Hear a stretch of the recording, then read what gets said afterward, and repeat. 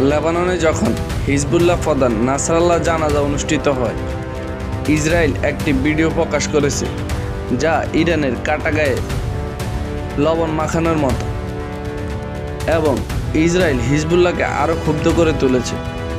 Israeli সেনাবাহিনী 27 September বৈরুতে বিমান হামলার ফুটেজ প্রকাশ করেছে, যেখানে হিজবুল্লাহ নেতা এবং গ্রুপের শীর্ষ নেতাদের নিহত করা হয়েছে। একটি ফাইটার জেট বৈরুর উপর বোমা ফেলতে দেখা যায় এবং মাটিতে বেশ কয়েকটি বোমার বিস্ফোরণও দেখা যায়।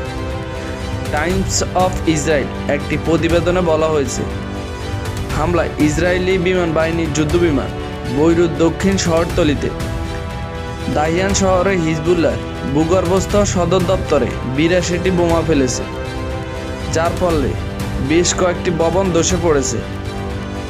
হামলার পর এলাকায় ধোঁয়ার মেঘে ছড়িয়ে পড়ে, আকাশে কেবল ধোঁয়াই দেখা যাচ্ছিল।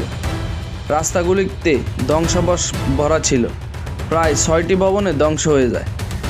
যে ভবনে নাসরাল্লাহ অবস্থান করছিলেন সেখানে বোমা পড়ার কারণে 30 ফুটেরও বেশি গর্ত হয়ে যায়। এটি দেখে পুরো বিশ্বই হতবাক। প্রশ্ন ছিল, ইসরায়েল নাসরাল্লাহকে খুঁজে পেল কিভাবে? নাসরাল্লাহ এবং হিজবুল্লাহ সদর দপ্তরে হামলার আগে ইসরায়েল তার উপর 20 বছর ধরে গুপ্তচর ভিত্তি করেছিল। নাসরাল্লাহ নিরাপত্তার সাথে সংশ্লিষ্ট সূত্র জানায়, নাসরাল্লাহ খুবই সতর্ক ছিলেন এবং তার প্রতিটি চলাফেরা সীমিত ছিল। এমনকি তিনি একটি ছোট দলের সাথে দেখা করেছিলেন। নাসরাল্লাহকে টার্গেট করার সিদ্ধান্তে তাৎক্ষণিকভাবে আমেরিকাকে না জানিয়ে নেওয়া হয়েছিল, যাতে সময় কম লাগে। হিজবুল্লাহ নেতা হাসান নাসরাল্লাহকে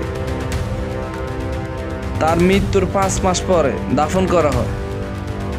নাসরাল্লাহ শেষ বিদায় জানাতে বৈরুত সিটি সেন্টারে বিপুল সংখ্যক লোক জড়ো হয়েছিল। লাখ লাখ মানুষ একসাথে হিজবুল্লাহর প্রধানকে শ্রদ্ধা জানান।